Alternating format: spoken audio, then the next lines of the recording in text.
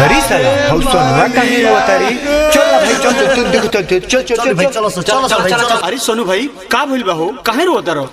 इनकरे के देखो थारो औ बबो कपारे हाथ धइले बा। अरे का भइल बा बाबा? बहुत प्रॉब्लम है बाबू, हम दोनों को जानने के लिए ना आप लोग को फ्लैश बैक में जाना पड़ेगा, ठीक है?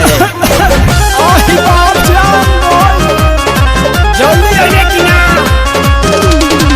I love you serious। मिले न मलया हवे फोने पर खाली भर मारे।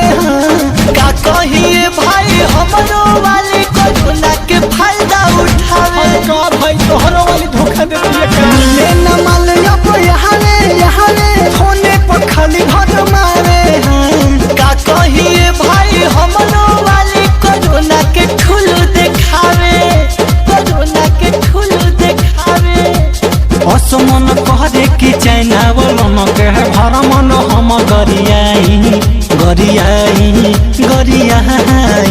माकारी माँ का चैनल ऑन करे। ऑयल मालिश बॉडी बवाल हो, कहे मिले ना आई, कहे धली कोरोना जान दे हमें देहला सटाई।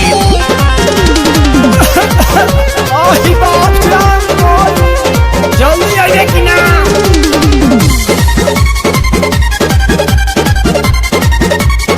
I love you serious। खोलू दिखाओ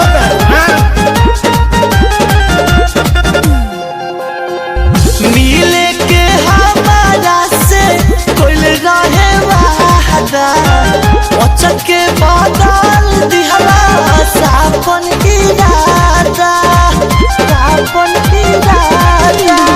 मिले के हमारो से कोई रहे वादा, अचक में फेल पहिला अपन इरादा। तीन महीना से गाल भइल बा, ई कोरोना के चलते बवाल भइल बा। गम में उकरा पी के मुर्गा मछरी हम खाई। मोल माले से बड़ी बवाल हो, कहे मिले ना आई, कहे धली कोरोना जान दे हमें देहला सटाई। पली आ जाओ ना, बड़ी प्रॉब्लम है।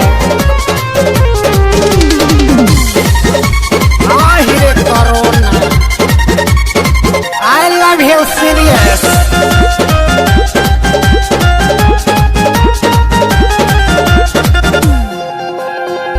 लागता कि जिंदगी पूरा बर्बाद बा। अभी ले फसल में पड़ल ना खाद बा, पड़ल ना खाद बा। लागता जिंदगी पूरा बर्बाद बा। अभी ले फसल में पड़ल ना खाद बा। कुछ दिन भाई बर्दाश्त करो, ई जवानी के जानी तू नाश करो। आंसू अखिलेश सोनू लागे मरी जाई। ओय मालिश बॉडी बवाल हो, कहे मिले ना आई, कहे धली कोरोना जान दे हमें देहला सटाई। अरे कोरोना ब्रेकअप करवा दिल।